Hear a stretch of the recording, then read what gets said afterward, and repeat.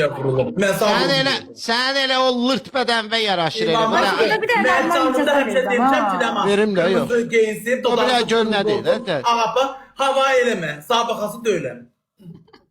Deyirəm də. Bir dənə normal cəza ver. Ləmanın cəzası 10 dəfə başını divara Burnundan bırak. gəlsin. Ad Ya günündə bir sağ dəqiqə. olsun. Arkadaşlar bana gedərəm. Ben TikTok dedi Ya ya sevdim. ya. Yapmışdın, bax mən səni tanımıram Allah'a. Ana siz bir yerdə süzsə elə də zaks eləyək də siz üçün. Zaks eləyək bir yerdə Ələ bir yaşayın yerdə da. nə giz-giz danışırsan. Niyə ki yaşaya bilməzlər bunlar bir yerdə? Hay Allah ne sey danışır. Hay Allah. Hansının problemi var ki? Qızda da problem yox, kişidə də. Muhtar. Mən cəzamı ver. Əbdülsən baboş. Ömrü boyu sənin tərəfində oldum. Vetsi məni Baba, padudar sus qoyan. Baba Vetsi məni padudar qoyan. qoyan. Mır yerinə qoyan sən oldun. Həmişə elə olub. Haçan sənin tərəfini saxlamışamsa, vetsi bir dənə bir vermisə. Neysə.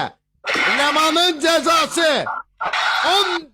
Ala bu nə deyib? Nə oldu? Kim gol vurdu? Bu futbol 24 live skor kimdə çıxdı? Ayda hər sözün ortasına söz soxanda nerv oluram da bu. Ha, Ləmanın cəzası 10 dəfə başını divara vurub səhv eləmişəm. Səhv eləmişəm. Səhv Ayda eləmişəm. başımı mən divara niyə vurum? TikTokda elə bir qanun var, səhifəm gedər. Sən xəstəsən. Yo dəli ki, ha belə. Bana geçsə Mən cəza məsələ. eləyə bilmərəm, səhifəm gedər. Səhv eləmişəm. Səhv eləmişəm. Səhv eləmişəm. Səhv eləmişəm.